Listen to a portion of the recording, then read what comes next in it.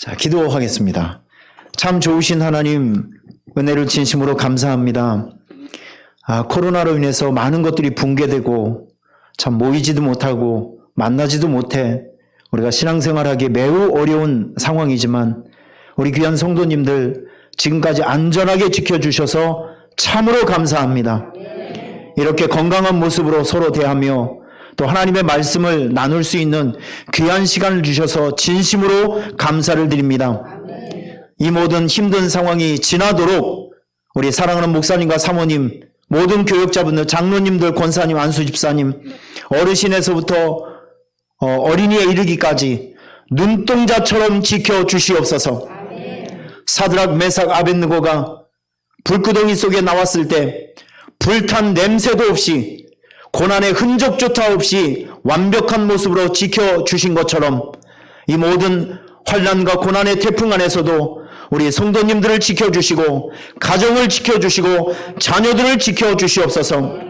특별히 오늘도 각양 향기로운 예물로 하나님 앞에 올려드렸사오니 먹을 것과 입을 것이 떨어지지 않게 하여 주시고 망하는 사람이 없게 하여 주시고 실족하는 사람이 없게 하여 주시고 아픈 사람이나 질병으로 인해서 허무하게 인생이 무너지는 사람이 없도록 성령 하나님 우리 성도님들에게 복을 내려 주시옵소서.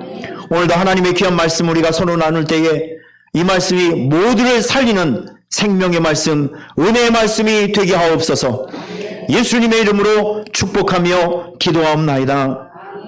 아멘. 자, 옆에 있는 분에게 사랑합니다, 축복합니다. 서로 한번 인사하겠습니다. 사랑하고 축복합니다. 감사합니다. 벌써 몇 년이 됐네요. 여러분들과 함께 말씀을 나누고 또 함께 웃고 함께 눈물을 흘리면서 기도했던 시간들이 우리에게 있었는데 이렇게 사랑하는 목사님 부족한 저를 여기 또 불러주셔서 코로나가 이전에는 가끔 부흥회도 나가고 헌신예배 설교도 좀 했는데 코로나가 시작되면서 모든 활동들이 대외적인 활동들이 거의 할 수 없는 상황이어서 목사님이 설교 부탁을 해서 며칠 전부터 심장이 튀어나오는 줄 알았습니다. 얼마나 기다려지고 또 사모하는 마음이었는지 하여튼 정성껏 말씀을 준비해 왔으니까 여러분들도 기쁜 마음으로 졸지 마시고 저는 눈을 찔러주는 은사가 있다는 것만 알아주시길 부탁합니다. 자, 히브리서 12장 2절 한 절 말씀만 보겠습니다. 히브리서 12장 2절 말씀 한 절 말씀만 보겠습니다. 우리 같이 읽어볼까요? 시작. 믿음의 주요 또 온전하게 하시는 이인 예수를 바라보자.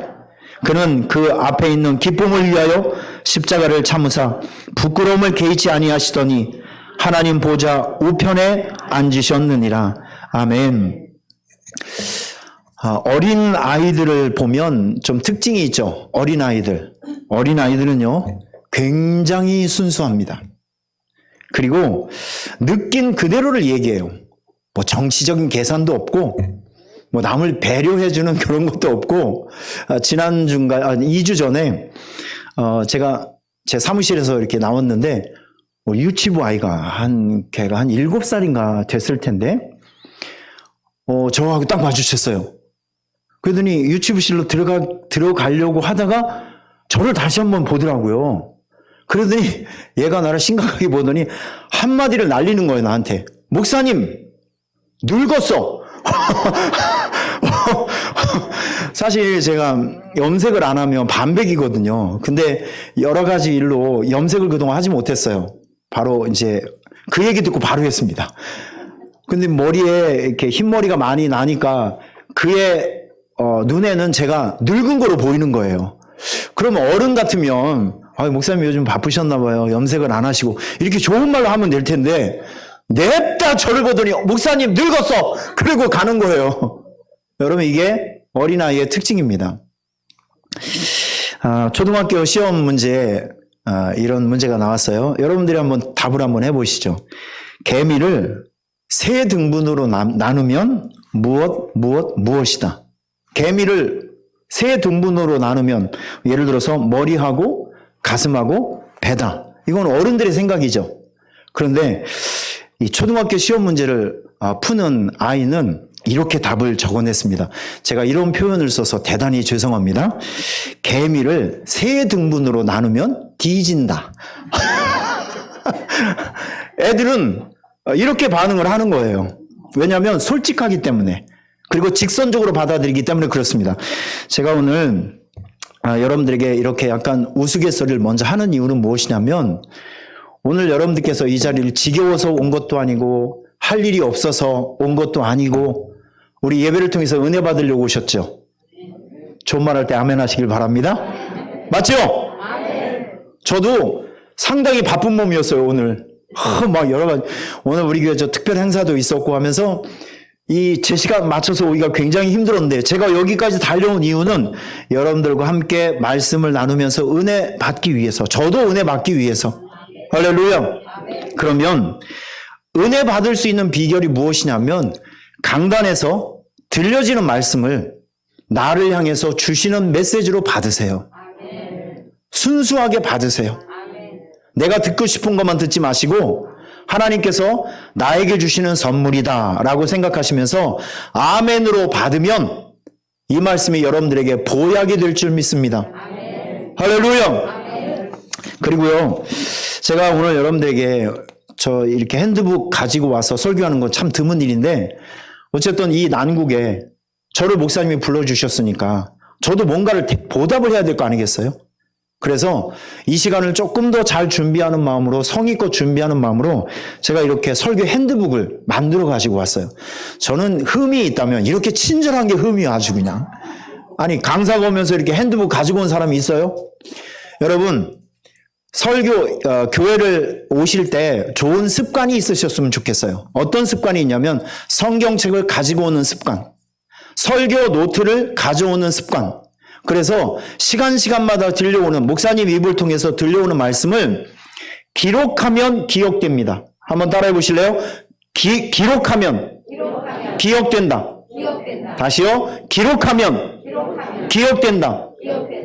오늘 이 말씀 잊어버리지 말라고 이렇게 핸드북을 예쁘게 만들어 왔으니까 말씀을 듣다가 챕터마다 마음에 울림이 있고, 그리고 한 단어라도, 한 문장이라도 여러분의 마음속에 울림이 되는 말씀이 있으면 기록을 하세요. 그러면 기록된 말씀은 기억됩니다. 기억된 말씀은 여러분의 삶 안에서 작용이 되고 효과로 나타나게 되어 있는 거예요. 그래서 일부러 짧게 만들었으니까 이거 기록하셨다가 집에 가셔서 한번 보시면, 오늘 이런 말씀을 들었지 라고 하면서 기억되면서 그 말씀이 여러분들을 지배하는 말씀이 될 것입니다. 믿습니까? 요즘은 누가 뭐래도 다 위기의 시대라고 하죠. 고난의 시대라고 합니다. 요즘 내가 우리 성도님들 만나서, 목사님 저 잘 되고 있어요. 너 너무 행복해요. 너무 잘 나가고 있어요. 이렇게 대답하는 사람들은 정말 거의 못 봤습니다. 못 살겠다, 힘들겠다, 망해가고 있다, 어떻게 살지 모르겠다. 다 이런 고백을 지금 하면서 우리가 살아가고 있을 때, 여러분 이럴 때 우리가 함부로 살면 안 되고, 내 마음대로 살면 안 되고, 내 감정대로 살면 다 무너집니다. 이럴 때일수록 신앙의 원칙을 붙들고 살아가셔야 돼요. 할렐루야. 제가 몇 년 전에 부산에 집회를 갔을 때 저를 식사 대접해 주신 장로님이 계신데, 이분은 한쪽 다리가 약간 불편하신 분이셨어요. 그런데 우리 장로님하고 얘기를 하다가 제가 밥을 먹지 못할 정도로 참 눈물을 많이 흘린 간증을 제가 하나 들었어요. 이제 전쟁을 치르면서 부상을 당하신 것 같아요. 멀쩡한 두 다리를 가지고 살아도 힘든 판에 장애를 가지고 있으니까 인생이 얼마나 고달팠겠어요. 애들 4명을 키우면서 그 아버지의 삶이 얼마나 고단했겠습니까? 그런데 우리 장로님께서 그런 얘기를 하시는 거예요. 목사님, 내 인생은 야곱같이 너무 힘들었다. 그런데 이렇게 힘든 인생을 살아가면서 내가 목숨줄처럼 지킨 5가지 신앙 원칙이 있다. 이걸 저에게 얘기를 해주시는 거예요. 이거를 얼마나 많이 외쳤든지 정말 기가 막히게 하나도 막힘없이 막 쑥쑥 얘기를 하는 거예요. 이분이 평생 붙들고 살았던 5가지 구호가 뭐냐면, 첫 번째, 죽어도 예배, 힘들어도 주일 성수, 굶어도 11조, 쓰러져도 새벽기도, 자나깨나 영혼구원. 이 5가지 구호요. 얼마나 원색적입니까?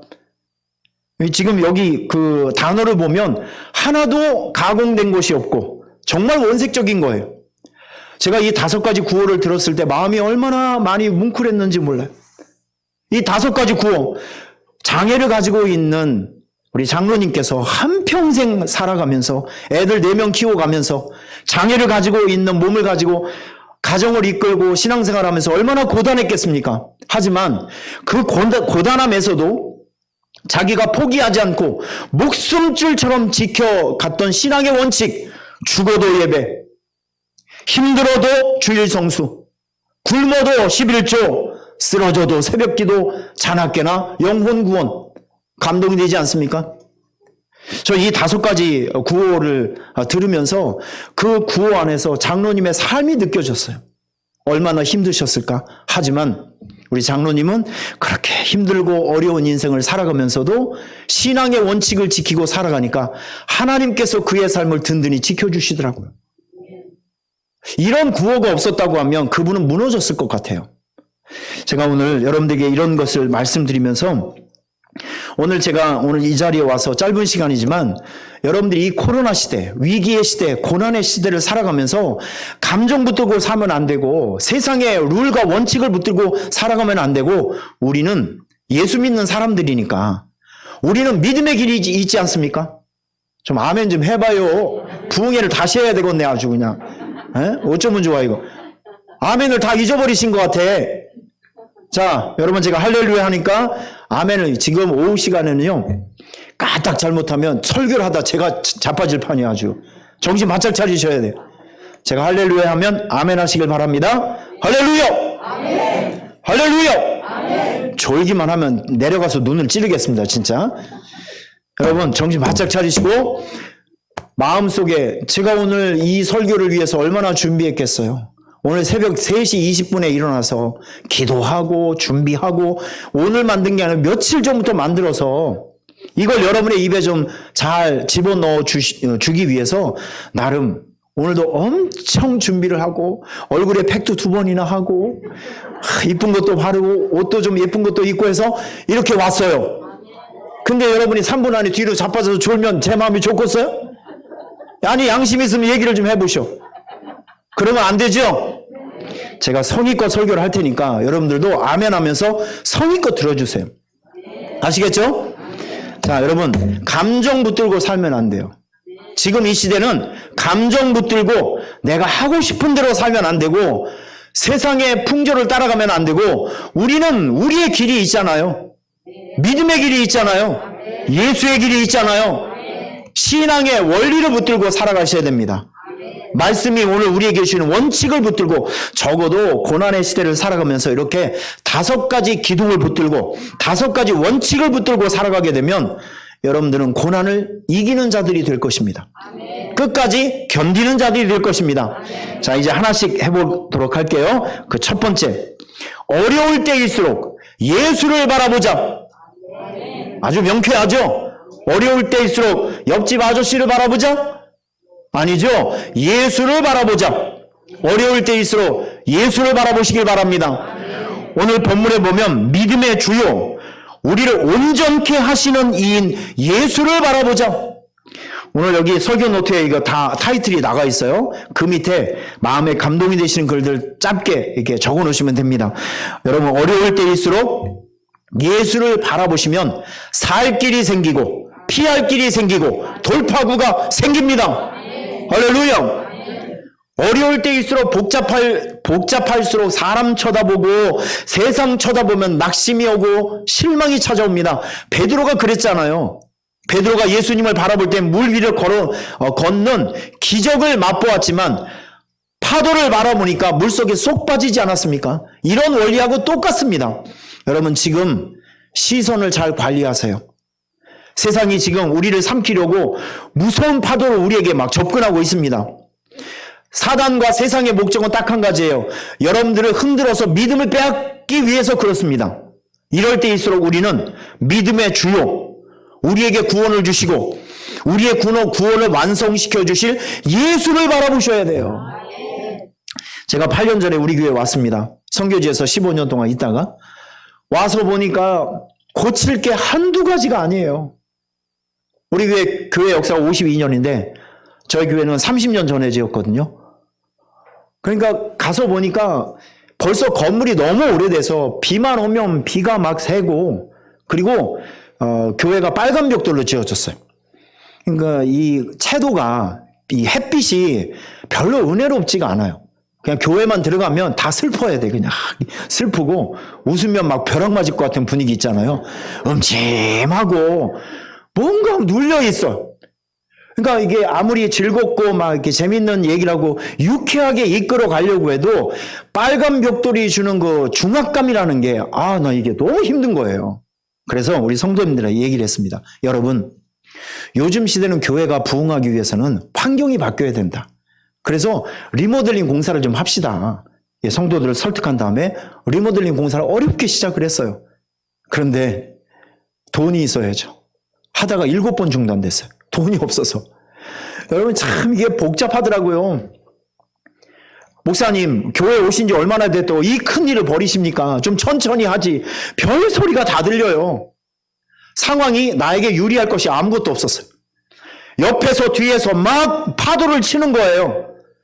여러분, 되게 당황스러웠어요. 그때 저의 마음을 잡아주는 말씀이 이런 말씀이에요. 나를 온전케 하신 예수를 바라보자. 제가 한 일이 뭔지 아십니까?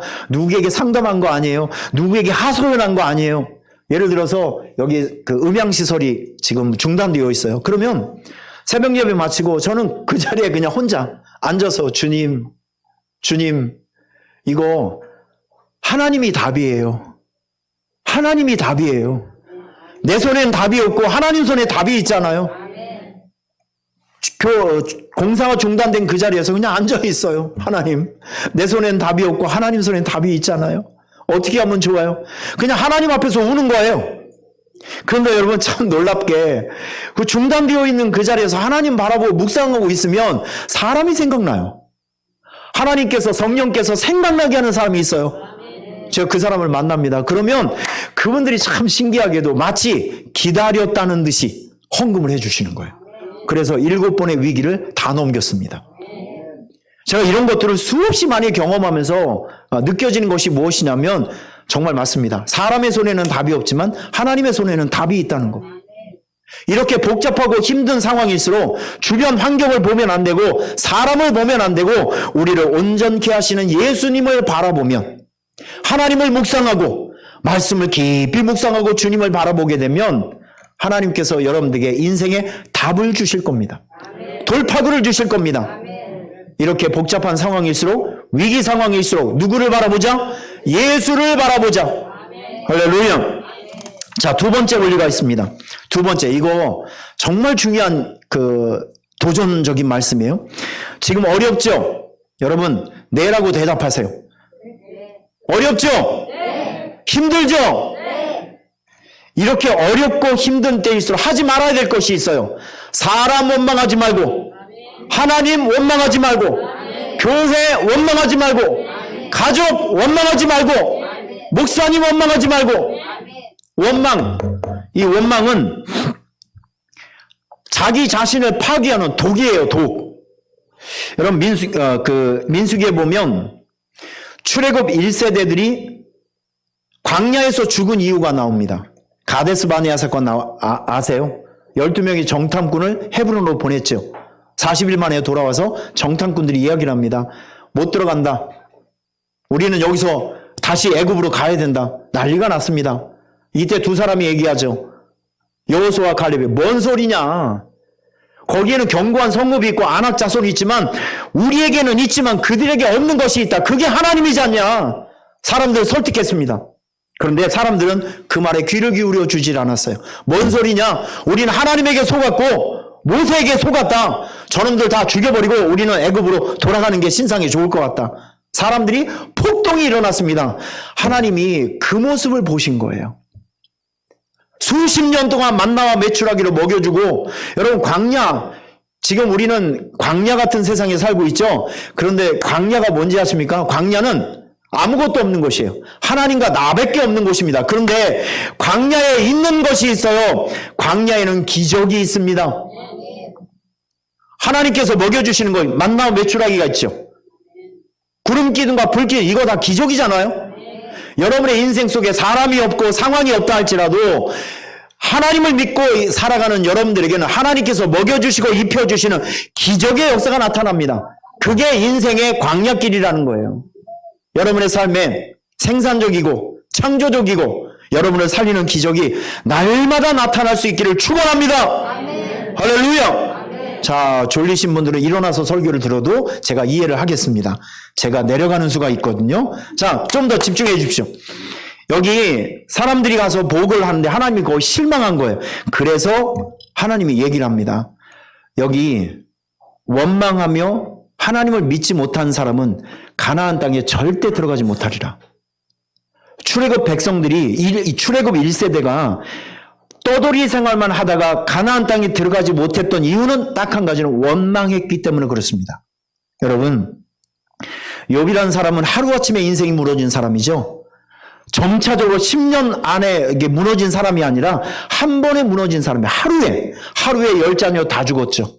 재산 다 뺏겼죠. 마누라 도망가 버렸죠. 자기는 피부병 걸려서 기왓장으로 몸을 긁고 있죠. 친구들이 와서 막 비난을 하죠. 하루아침에 인생이 이렇게 무너지기가 쉽지 않은데 욥은 하루아침에 인생이 무너졌어요. 그런데 욥기서를 보면 1장에 욥기가 이 어마어마한 고난 앞에서, 불행 앞에서 이런 고백을 합니다. 이 모든 일에 욥이 범죄하지 아니하고 하나님을 향하여 원망하지 아니하니라. 뭔가 느낌이 오지 않아요? 욥이 욥기서 42장에 보면 갑절의 축복을 받거든요. 제가 성경을 아무리 앞을 보고 뒤를 본다 할지라도 공통적으로 느껴지는 것이 있어요. 하나님은 심은 대로 거두게 하십니다. 여러분들의 고난이 있고 아픔이 있을 때 신앙생활을 눈여겨보신다고요. 지금은 누가 뭐래도 감사할 수 있는 조건이 아니라 원망할 수밖에 없는 조건이에요. 우리 교회 성도님들도 1년 반 동안에 지금 가게, 회사나 식당이나 이런 것들을 문 닫으신 분이 한 7, 8가정 됩니다. 피가 마르는 것 같아요. 제가 알고 있는 우리 집사님 한 분도 간신히 미국에서 오다를 받아서 지금 수출을 막 하기 시작했는데 요즘 부산에 컨테이너를 실을 수 있는 배를 잡지 못해서 그 납기를 맞추지 못해서 수억 원, 수천만 원의 손해를 본 집사님도 있더라고요. 천신만고 그때 오다를 땄는데 이런저런 이유 때문에 자기의 계획들이 무너지는 거예요. 얼마나 속상하겠어요.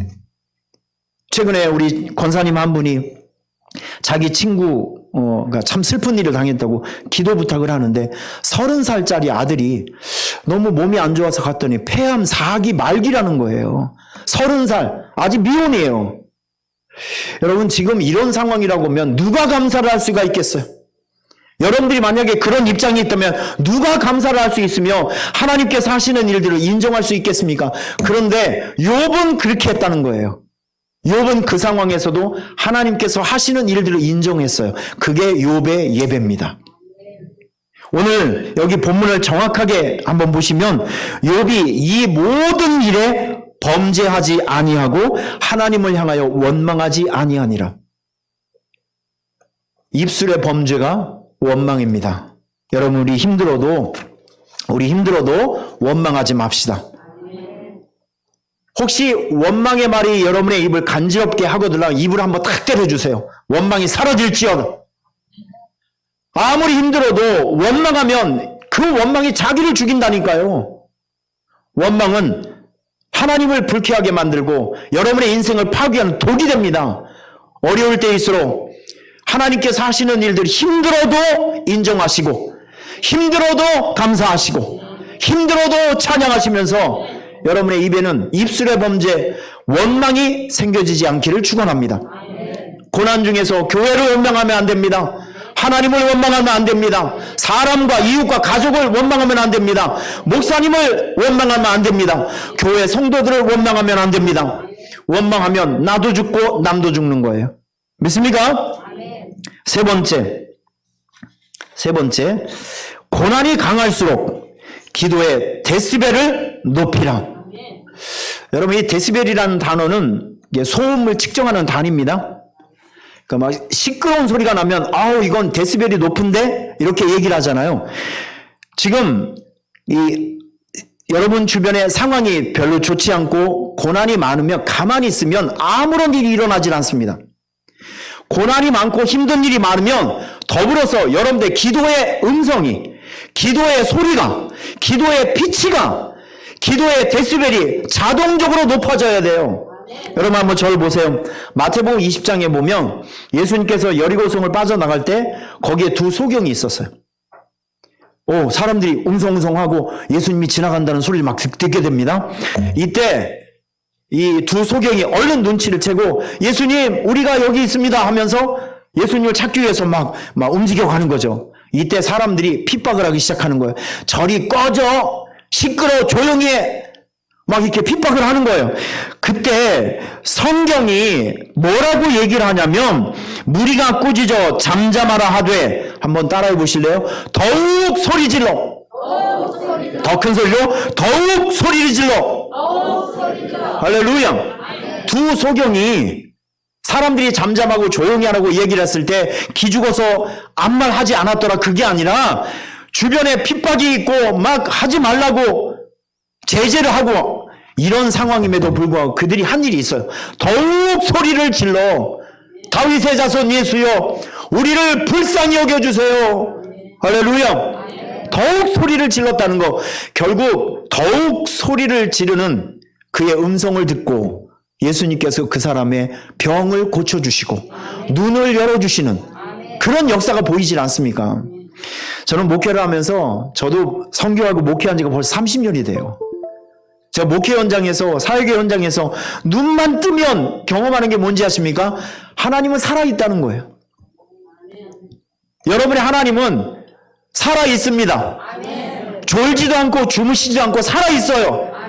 살아계신 하나님, 그리고 내가 만난 하나님은 어떤 하나님이냐면 약속을 지켜주시는 하나님. 진짜 약속을 지켜주시는 하나님. 전 선교지에서 수없이 많은 간증이 있어요. 선교지는 하나님의 역사와 도우심의 역사, 목회 현장은 하나님의 도우심의 역사가 아니면 진행이 안 되는 곳입니다. 그래서 간증이 많고 기적이 많아요. 제가 사진 한 장 보여드리겠습니다. 사진. 목사님 얘기하면 보여주나요? 예. 그 교회 사진 하나 있죠? 사진을 한번 보여주시면. 네. 좋습니다. 이게, 제가 개척했던, 우리 현지 목사님하고 같이 공동으로 개척했던 곳인데, 지금 보시면, 여기에, 이거는 주차장이에요. 우리 성도의 집 주차장인데, 여기를 교회 예배당으로 사용하고 있었어요. 한국은 이게 방음 아니면 단열 이런 것들이 굉장히 잘 되어 있습니다. 그런데 필리핀 저기는 저 양철 지붕은 하나입니다. 혹시 여기 연세 많이들 우리 아까 신동숙 권사님 권사님 옛날에 혹시 양철 지붕에 살으셨던 기억이 있으신가요? 예, 굉장히 부유하게 럭셔리하게 사셨군요. 저 어릴 적에 양철 지붕이 굉장히 많았어요. 양철 지붕에 비가 오면 어떻게 되죠?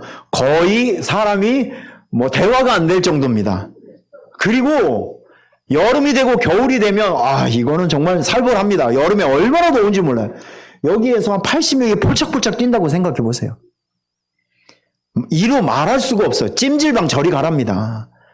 필리핀 사람들의 영성은 찬양은 뜨거운데 기도는 맹탕이에요. 그러니까 계속 보여주셔야 됩니다. 저 안에서 우리 청소년들이 5, 60명 주일날이면 7, 80명 모여서 저기서 이 친구들은 노래를 참 좋아해요. 기본이 30분 가만히 있는 거 폴짝폴짝 뛰면서, 그리고 조금 열받으면 1시간.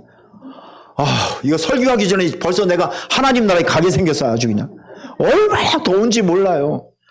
여기서 이렇게 모여가지고 예배를 드리고 있는데 갈 때마다 느끼는 게 뭐냐면 너무 불편해. 그리고 제가 옆에는 캐톨릭 교회들인데 캐톨릭 교회 사이즈는 어마무시합니다. 수백 명이 들어가고요. 거기는 돌로 지어졌기 때문에 들어가면 시원도 해요. 자연 에어컨 바람이 나와요. 우리하고 너무 비교가 되는 거예요. 그래서 어느 날부터 제가 기도했어요. 하나님, 우리 이거 교회가 하나님의 자녀들이 예배하는 이 공간이 꼭 이런 데서만 이렇게 예배 드리는 것이 내 마음에 참 거시기하다. 별로 은혜도 안 되고 너무 불편하고 하나님 우리에게도 좀 번듯한 교회가 있었으면 좋겠다고 혼자 갈 때마다 기도를 하고 있었어요. 그런데 참 놀랍게도 얼마 후에 우리 교회 성도 한 분이 언니가 미국에 사시는데 그 언니가 좀 땅을 줬는데 이분이 그 땅을 한 30평 정도 되는 땅을 교회에다가 바치신 거예요. 그래서 우리 성도들이 그게 너무 감사해서 교회를 짓겠다고 건축 헌금을 좀 걷었습니다. 그런데 여러분 참 놀라운 게 아니라 그래도 우리는 교회 건축 헌금을 하면 이렇게 헌금을 하잖아요. 근데 거기 사람들은 너무 이제 그 가난하니까 뭘 가지고 오냐면 계란 3개, 생닭 2마리, 뭐 좀 괜찮으신 분들은 뭐 돼지를 끌고 오는데 주댕이에다 묶어갖고 이렇게 끌고 와요, 돼지를. 아니, 내가 생각을 이 계란 3개 팔아서 교회를 언제 질까? 이 생닭 막 푸드덕하고 닭똥 싸는 거, 이 닭 2마리가 돌아다니면 정신이 하나도 없어요. 이 닭을 몇 마리를 팔아야 교회를 지을 수 있을까? 주님이 다시 와도 안 될 것 같아, 이거는. 그래서 어찌어찌 해가지고 우리가 이제 벽돌 몇 장을 이렇게 쌓아놨어요. 그것도 참 철학 맞죠? 자, 그런데 어느 날 제가 우리 다른 지역에 전도를 하고 내려오는 길에 교회가 가고 싶어서 갔는데 그 땅을 딱 밟는 순간, 여러분 목회자에게 이런 것이 있습니다. 목사님, 내일 어느 가정에 신방을 해야 되는데 목사님 신방 말씀 좀 주세요. 이렇게 들려지면 어떤 때는 그 말을 듣는 순간 하나님이 말씀을 주시는 가정도 있어요. 기도를 하다가 아이디어를 주시는 분들도 있고 참 여러 가지입니다. 그런데 이날은 저 동네 입구에 발을 딱 디디는 순간 성령님께서 어떤 감동을 주시냐면 성도들을 모아서 너의 무릎을 보이라. 이런 감동이 들리는 거예요. 그래서 그때가 오후 한 3시, 4시 정도 됐는데 감동이 너무 확실하기 때문에 성도들을 불렀어요. 그리고 다음 사진 보여주세요. 그날 우리 성도들하고 다음 사진이요. 네, 이거요. 그날 우리 성도들하고 지금 여러분 뒤에 보면 벽에 보면 약간 세멘 블럭이 몇 장 이제 한 거 있죠. 이게 우리 성도들이 돼지 새끼 팔고 닭 팔고 계란 팔아서 이거 몇 장 올려놓은 거예요 지금. 그리고 나서 중단되어 있는 상태예요. 여기에서 하나님 앞에 무릎 꿇고 기도하는 겁니다. 그런데 참 놀랍죠? 기도하는 순간 하나님께서 저에게 5년 전에 잊혀졌던 목사님 한 분을 생각나게 하세요. 저는 그분은 울산에 가서 딱 한 번 봤어요. 울산 그 방송국에 와서 저 1시간 동안 선교 이렇게 대담을 했는데 거기 MC로 있었던 목사님이세요. 전 그분이 이름도 모르고 뭐 그냥 그날 만나고 잊혀졌던 사람입니다. 그런데 참 신기하게도 하나님께서 저 기도할 때 그분이 왜 생각났을까? 이건 내 의지가 아니라 성령님께서 생각나게 하시더라고요. 그리고 여러분 많은 스토리들이 있지만 제가 그 목사님에게 이메일을 보냈는데 목사님이 한 달 후에 선교 장로님을 보냈어요. 그리고 이 상황을 보시고 가서 결과적으로 이 교회를 돕기 위해서 교회에서 4천만 원 헌금이 왔거든요. 여러분 이거 상식적으로 생각해보면 나도 그분을 모르고 그분도 나를 몰라요. 그런데 4천만 원이란 큰 거금이 어떻게 왔을까?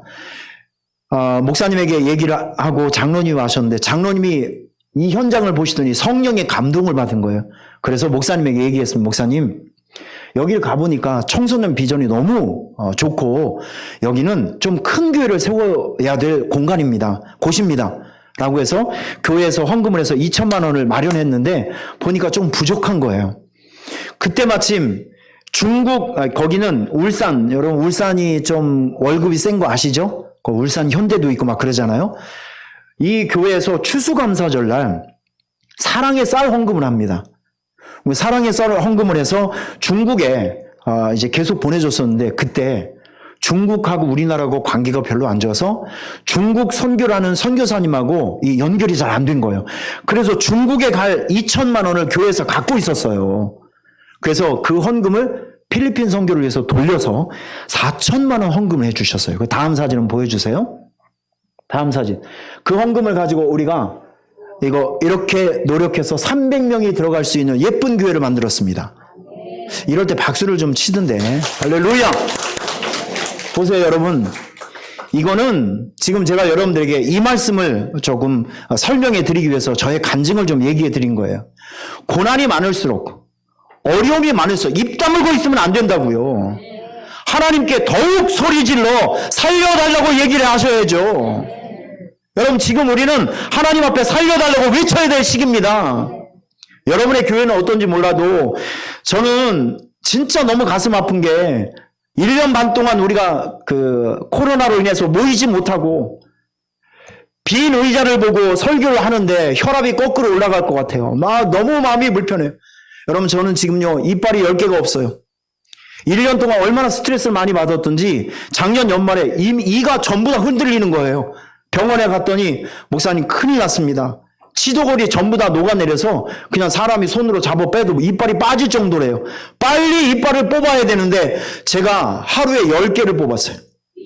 별로 놀라지도 않네요. 여러분들은 참, 제가 이빨이 하루에 10개가 뽑혔다니까요. 아주 마취해서 깨고 일어났더니 이빨이 할아버지가 됐어요. 저 지금 이빨이 10개가 없어요.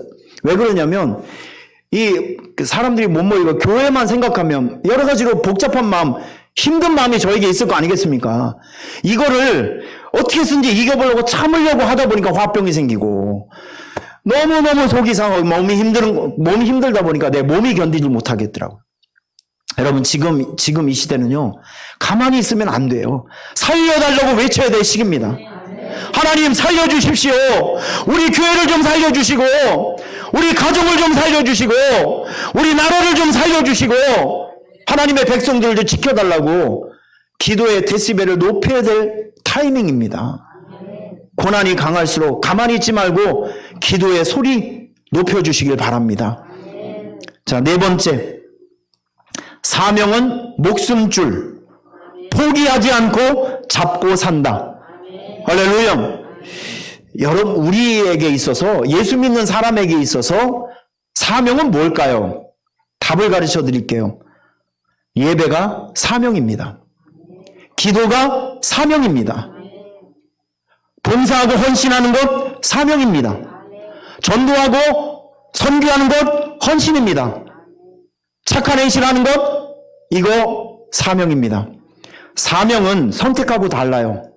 우리가 매일 밥을 먹어야 되듯이 사명이라고 하는 것은요, 우리가 죽는 날까지 중단하지 말아야 될 것, 이걸 바로 사명이라고 합니다.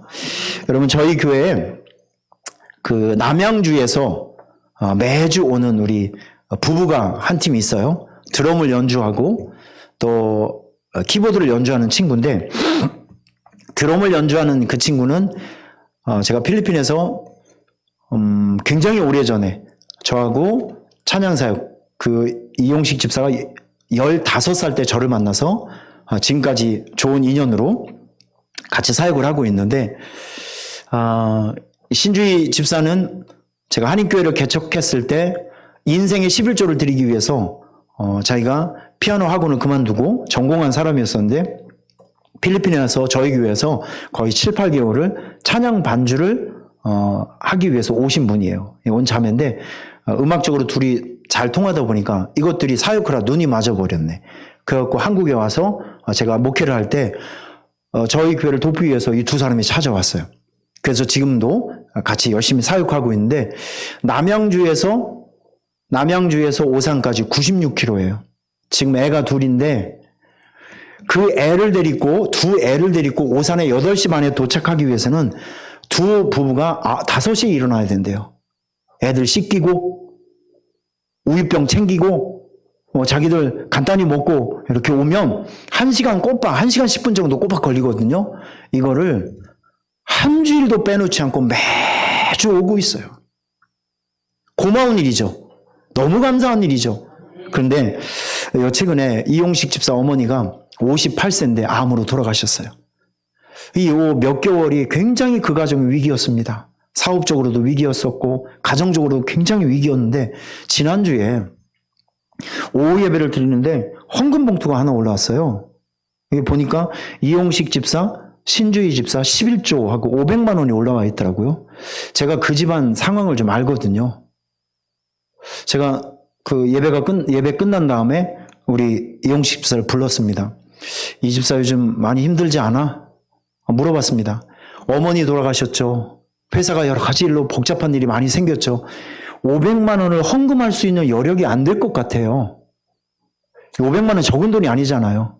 제가 물어봤습니다. 어떻게 된 거냐 그랬더니 그냥 웃으면서 목사님 11조 당연한 거 아니에요? 한마디 하더라고 그냥. 내가 너무 생각이 많이 나갔나 봐. 뭐 의미를 많이 부여하고 상황을 많이 생각을 하고 물론 내가 그 친구들 상황을 알고 있기 때문에 하지만 우리 이 집사가 얘기를 한 목사님 내 상황은 어렵더라도 이거 당연한 거 아닌가요? 주일 예배 당연한 거 아닌가요? 여러분 제가 질문을 하면 어떤 걸 주일 예배 하면 여러분들 무조건 답을 당연합니다라고 반응을 해주세요. 답을 해주세요. 하실 수 있겠죠? 한번 해보겠습니다. 주일 예배 조금 더 확신 있게. 주일 예배 주일 오후 예배 그러면 수요 예배 조금씩 새벽 예배 네.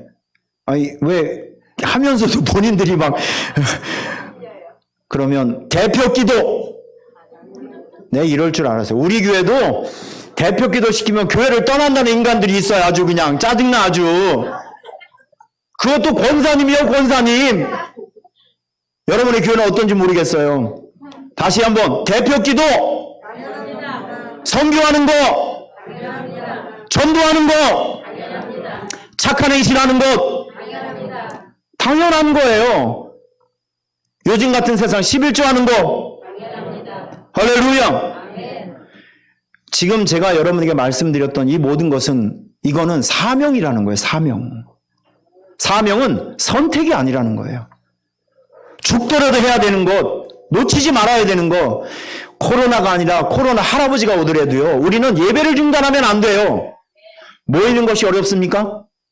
모이는 것이 위험합니까? 그러면 지혜롭게 모이면 되잖아요. 저는 지금 요즘 어떤 전도를 하고 있냐면 이게 여러분의 교회에도 새로운 전도 전략이 됐으면 좋겠어요. 요즘 모이지 말라. 모이면 어렵다. 안 된다라고 하죠. 전 이렇게 생각했습니다. 교회로 사람들이 못 모이니까 우리 사람들이 못 만나니까 하지만 사람들이 지금 다 연결되어 있는 끈이 있더라고요. 그게 뭔지 아십니까? 온라인이에요. 온라인은 미국에 있든지 한국에 있든지 다 연결되어 있어요. 24시간 다 개방되어 있어요. 그러면 이렇게 24시간 전 세계 사람과 연결되어 있는 온라인이라는 통로를 통해서 우리 교회 예배를 흘려보내고 우리 교회 소식을 흘려보내고 우리 교회 목사님의 글들을 흘려보내고 그래서 간접적으로 우리 주변에 있는 사람들에게 우리 교회 소식과 예배를 나누어 드리면 이게 온라인 전도가 되지 않을까 이런 생각을 해서 지금 온라인 성도 만들기를 열심히 하고 있습니다. 여러분 놀라운 일들이 벌어지고 있어요. 온라인 성도 어떤 게 온라인 성도냐면 우리가 물어봅니다. 옆에 있는 사람에 우리 교회 영상 받아볼래? 우리 교회 소식 전해줄 테니까 카톡으로 전해줄 테니까 이거 받아볼래? 목사님이 신앙의 글, 권면의 글 보내줄 테니까 받아볼래? 요 세 가지를 동의한 사람은 그 사람은 우리 교회 온라인 성도가 됩니다. 교회를 굳이 안 와도 돼요. 대신에 세 가지를 동의를 하면 우리가 공식적으로 영상을 보내줄 수도 있고 교회 소식을 보내줄 수도 있고 주보도 보내줄 수 있고 저의 글도 보내줄 수 있어요. 여러분 이렇게 우리는 벌써 지금 4주째 온라인 성도를 만들기 시작했는데 어제까지 198명의 온라인 성도를 만들어냈습니다. 이번 일을 계기로 해서 오늘도 4명 온라인 성도가 우리 교회를 찾고 이제 예배를 드리다 보니까 궁금한 거예요. 우리 교회 예배가 궁금해서 오늘 놀랍게 2가정이 오는데 2가정에서 4명이 왔어요. 할렐루야! 남교회에 좋은 일이 생기면 여러분의 집안일처럼 기뻐해 주시길 바랍니다. 할렐루야! 얼마나 감사한 일인지 몰라요. 대구에 있는 우리 온라인 교회 성도는 어릴 적에 예수를 믿다가 실망해서 안 간 사람이에요. 그런데 우리 교회에서 한 2주 정도 예배 영상을 받아보더니 성령님께서 만져주신 거죠. 교회를 가고 싶어하는 불같은 마음이 들어서 지난주와 오늘도 옆에 있는 교회를 갔다는 거 아닙니까? 얼마나 놀라운 일들이에요. 여러분, 생각을 잘하면 됩니다.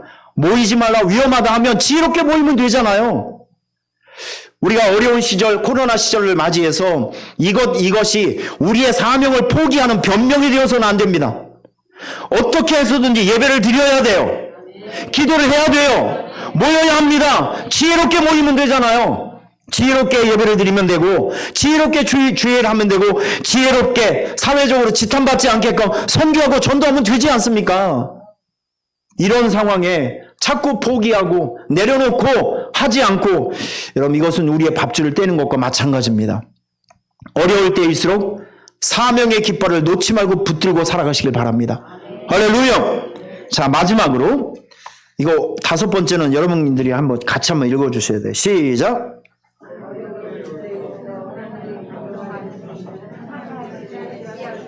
자, 다시 한번 시작!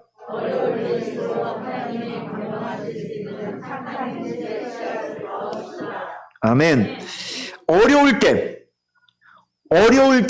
헌신, 어려울 때 충성, 어려울 때 섬김, 이거 하나님께서 더 눈여겨보시는 것을 기억하시길 바랍니다. 부자가 헌금한 많은 액수보다 과부의 동전 2개를 우리 주님이 더 칭찬을 해주셨어요. 부자는 일부를 드렸고 과부는 전부를 드렸기 때문에 그렇습니다. 여러분, 지금은 모두가 다 어려운 시절을 살아가고 있어요. 그런데 이거 뒤집어서 생각해 보면 우리가 하나님에게 점수를 딸 수 있는 기가 막힌 상황입니다. 제가 한 가지 간증을 할게요. 자, 이제 적을 필요는 없습니다. 저를 한번 보세요. 몇 개월 전에 우리 이제 필립 목사가 여기 왔는데 파키스탄에서 사역하시는 목사님인데, 이분이 한국에서 3년 동안 열심히 돈을 벌고 고향으로 가서 교회를 개척하고 있어요. 파키스탄은 우리 한국하고 비행기를 갈아타고 18시간 가야 된대요. 생각보다 굉장히 멀더라고요. 모슬렘이 93%입니다. 교회를 개척하고 이제 공식적이지 않는 상황에서 전도 활동을 하면 몰매 맞아 죽어요. 교회를 개척하는데 빈민촌에 들어가서 교회를 개척하는데 너무 물이 더럽다 보니까 동네 사람들이 유산이 되고 애기들이 막 기형아가 나오고 사람들이 배앓이를 하고, 그런데 너무 물이 더러우니까 자기가 교회를 개척하는데 동네 사람들이 공공으로 이용할 수 있는 조그만 이제 물펌프가 있으면 좋겠다 해서 저에게 연락이 왔어요. 한 10개 정도 세워달라고. 그래서 제가 기도하면서 지금까지 한 12개 정도를 세워줬거든요. 그런데 몇 개월 전에 연락이 왔어요. 지금 교회를 개척하는 지역에 꼭 물펌프가 있어야 되는데 목사님 좀 후원자를 좀 찾아달라고. 제가 그 얘기를 듣는 순간 저희 교회 장로님 한 분이 생각이 났어요. 그래서 장로님은 요즘 바쁘니까 권사님에게 제가 이제 문자를 했어요. 권사님, 상황이 이런데 권사님 기도해 보시고 성령님께서 감동을 주시면 함께 동참해 주셨으면 좋겠습니다. 그래서 문자를 보냈더니 장로님이 와서 얘기를 하고 마쳤는데 한 3일 정도 후에 권사님이 전화 왔어요. 그랬더니 목사님 미워! 그러시더라고요. 왜 그러시냐 그랬더니 자초지종을 얘기하시는데, 얼마 전에 자기 생일이었었는데 남편 장로님을 바가지를 막 긁어갖고 300만 원을 이제 만들어 놨는데, 그거는 자기가 이제 명품 백을 하나 사고 싶은 거, 그거를 이제 사려고 안 했는데 제가 전화 온 거예요. 그러더니 우물을 하나 좀 해줬으면 좋겠어요. 하필이면 그게 300만 원짜리였었거든요. 그거 하나면 하나 세울 수 있거든요. 그러더니 그 말을 들으니까 이분이 마음이 좀 해서 남편하고 얘기해서, 그럼 목사님 그러면 거기서 하겠다고 해서 저기 목사님 미워! 막 그러신 거예요. 이제 이해가 되시죠? 어쨌거나 기쁜 마음으로 사진 한번 보여주시겠어요? 네, 우물을 이렇게 세웠습니다. 이제 마지막 사진, 이렇게 우물을 세웠어요. 저 필립 목사 앞에 이렇게 한복 같은 거 입으신 분이 우리 필립 목사인데, 이렇게 세웠어요. 장로님 가정에서 세워서 우리가 현수막을 만들어 드리고 축복 기도를 하고, 그리고 그 지역에 있는 분들에게 우리 장로님 가정의 상황을 이야기하면서 기도 부탁을 하고 이렇게 했습니다. 그런데 여러분, 한 3주 정도 됐나요? 장로님에게 전화가 왔어요. 울먹울먹 하시더라고요. 장로님 무슨 일 있으세요? 그랬더니 목사님이 우리 가정에 이상한 일이 생겼대요. 말 들어보니까 진짜 이상한 일이에요. 첫째 아들, 둘째 아들이 있었는데 첫째 아들이 애가 둘이에요. 집은 없고. 근데 둘째 아들이 최근에 가정에 아픈 일이 있었어요. 이혼을 했어요. 아들 혼자 키우는데 이제 얼마 살지도 못했어요. 그런데 이 친구들이 이제 집이 없어서 요즘 아파트 신청하면 무슨 점수가 있다면요. 그렇죠? 그런 게 있었는데 이 두 친구는 넣어봐야 떨어질 수밖에 없는 점수예요. 그래도 뭔가 한번 해보자고 해서 넣었는데 여러분 이게 어떻게 설명해야 되나? 한 친구는 과천에 됐고요. 한 친구는 이동탄에 됐어요. 귀 있는 자는 들을지어다. 과천이 얼마짜리인지 아시죠? 동탄이 제2동탄이 얼마짜리인지 아시죠? 아파트 얘기하니까 여러분의 눈빛이 달라지기 시작했습니다. 이거 어떻게 설명하면 될까요? 이거 어떻게 설명하면 될까요? 저는 거기서 한 가지를 느낀 것이 있어요. 울면서 씨를 뿌리는 사람은 기쁨으로 단을 거두리로다. 진짜 힘들고 어려울 때, 내가 배고프고 힘들 때 그때 섬기고 그때 충성하고 그때 선한 씨앗을 심으면 하나님께서 30배, 60배, 100배로 거두게 하시는 은혜를 주실 것입니다. 이거 하기 어려운 일들이에요. 하지만 실천해 보십시오. 내가 가장 힘들고 어려울 때 하나님이 기뻐하는 착한 행실의 씨앗을 심어보세요. 심어야 좋은 열매를 거둘 수 있지 않겠습니까? 여러분 이런 원리를 여러분의 삶에 잘 응용해 가면서 신앙생활 멋지게 해주셨으면 좋겠습니다. 이제 한 가지만 부탁드리고 좀 설교를 좀 마치도록 할게요. 오늘 말씀 한번 정리를 해보겠습니다. 지금 고난의 시대, 위기의 시대를 살아가고 있어요. 이때 감정 붙들고 살아가시면 안 됩니다. 세상의 원리를 붙들고 살아가시면 안 됩니다. 영적인 깃발을 붙들고 살아가셔야 됩니다. 첫째, 어려울 때일수록 누구를 바라보자? 예수를 바라보자. 할렐루야. 두 번째, 어려울 때 뭐 하지 말자? 원망하면 안 됩니다. 원망하면 나를 죽이는 거고 너를 죽이는 거고 우리 모두를 파괴하는 겁니다. 입술의 범죄 원망하지 마세요. 이럴 때일수록 입술의 범죄를 하지 말고 감사하시고 찬양하시고 하나님 앞에 예배하는 입술을 낼 수 있기를 축원합니다. 그리고 어려울 때일수록 기도의 소리를 높여주세요. 가만히 있으면 안 됩니다. 더욱 소리질러 기도하시기를 바랍니다.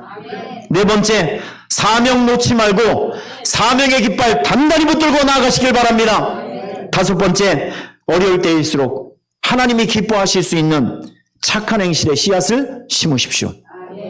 적어도 여러분께서 이 고난의 시절, 코로나의 시대, 신앙생활 하기 어려운 시대를 살아가면서 이 정도의 깃발을 붙들고 살아가면 이 말씀이 여러분을 지켜줄 것이고 이 말씀이 여러분의 교회를 보호해 주실 것이고 이끌어 주실 것이고 건강을 주실 것입니다. 믿습니까? 제가 아까 저의 개인적인 얘기를 좀 했지만 여러분들도 정말 하루하루 견디기 힘든 삶을 살아가지만 교회 목회를 해보니까요. 모든 성도가 환자잖아요. 저는 예배를 드릴 때마다 참 억장이 무너지는 순간들이 많이 있어요. 여러분들은 저의 얼굴을 보지만 저는 여러분들의 얼굴을 보죠. 성도들의 얼굴이 다 보이는 거예요. 성도들의 낯빛이 다 보인다고요. 이 목회를 오래 하다 보면 여러분의 교회 목사님과 같이 여러분의 속사정을 다 아시는 분들은 여러분의 기침 소리만 하나만 들어도 컨디션을 알아요. 걸음걸이만 보더라도 알아요. 인상만 보더라도 알아요. 다 알아요. 이게 제게 보이는 거예요, 이게. 코로나가 3개월, 6개월, 1년 6개월 지나다 보니까 우리 성도들의 희노애락이 다 느껴지는 거예요. 한 주 한 주 설교할 때마다 참 가슴을 쓸어내릴 때가 얼마나 많은지 몰라요. 그래서 한 번의 예배를 위해서 참 많이 노력을 합니다. 성도를 살려내기 위해서, 교회를 살려내기 위해서 한 번의 예배와 한 번의 말씀이 어떤 사람에게는 운명이 바뀌는 말씀이 될 수도 있거든요. 이런 책임감을 가지고 예배를 드리면서 목회를 하고 있는데 그러다 보니까 내 자신이 너무 지치는 거예요. 나는 병들어 가는데 내 의지로 막 나아가고 있어요. 여러분 한 가지만 부탁드리겠습니다. 제가 이빨이 10개가 없어져 버렸어요. 3개월. 이게 고통이 얼마나 심한지 제가 엊그저께도 가서 3차 수술을 하고 왔는데 2달 동안에 제가 수술을 3번을 했어요. 막 5만 가지 수술 다 했습니다. 이거 찢어놓고 뭐 한 번 수술하고 그러면 얼굴이 막 이렇게 부어서 설교도 못하고 2주일 동안 밖에도 못 나가고 그런 수술을 제가 3달 동안 3번을 했어요. 지옥 같은 나날들이었습니다. 그러니까 이걸 수술을 하다 보니까 밥을 못 먹고 죽을 먹잖아요. 한 달 동안 죽을 먹으니까 사람 몸이 문어 같아요. 뼈가 없는 것 같아요. 이게 보통 일이 아니더라고요. 여러분, 이 앞자리는, 담임 목사님이 서 있는 이 앞자리는 화살을 제일 맞는 자리, 그리고 바람을 제일 많이 맞는 자리, 비판받는 자리, 평가받는 자리입니다. 이 자리에 서서 목회하는 거 정말 쉽지 않아요. 여러분, 이럴 때일수록 담임 목사님과 사모님과 가정을 위해서 많이 기도해 주세요. 교회는 담임 목사님이 휘청거리고 쓰러지면 끝장입니다. 어떤 공동체이든지 마찬가지잖아요. 여러분 특별히 고난의 시대, 어려움의 시대에 있을 때 제가 한 간증을 기억해 주세요. 제가 버티다 보니까 이빨 10개가 없어졌어요. 여러분 이거 심각한 문제입니다. 내상이 많아요. 이럴 때일수록 앞에서 현장에서 수고하시는 담임 목사님 비롯해서 우리 교육자님들 또 앞에서 지금 이끌어가신 교회 리더분들 조금 힘들고 어렵지만 잘 배려해 주시고 용기를 주는 말을 해 주시고 중보기도 해 주시고 따뜻하게 격려해 주시고 친절하게 인사도 해 주시고 혹시 주머니에 10,000원 한 자락 있으면 바카스라도 한 병 사주면서 격려해 주시고 위로해 주시는 여러분이 꼭 되시기를 부탁을 드리겠습니다. 할렐루야. 기도하겠습니다. 하나님 아버지, 위험한 시대, 위기의 시대를 살아가는데 감정대로 살지 않고 말씀의 원리를 붙들고 살아가게 하옵소서. 오늘 부족한 종이 5가지의 신앙 원리를 선포했는데 이것이 우리 성도들에게 잊혀지지 않는 신앙의 원칙이 되게 하여 주시고 생활과 삶을 이끌어가는 목표가 되고 깃발이 되게 하여 주시옵소서. 그래서 사랑하는 이 재단이 날마다 부흥되고 성장하고 강건케 되게 하여 주시옵소서. 이 귀한 현장에서 목회하시는 우리 목사님, 사모님과 가정들, 교육자 모든 분들 성령 하나님께서 기름 부어 주셔서 부족함이 없게 하여 주시고 연약해지지 아니하도록 도와주시고 날마다 간구하는 대로 이루어지는 역사, 그리고 섬기고 있는 교회가 강건하여 성장하는 주의 은혜가 있게 하여 주옵소서. 주님 안에서 건강한 모습으로 다시 보는 그날까지 각자의 삶과 형편과 교회를 지켜 주옵소서.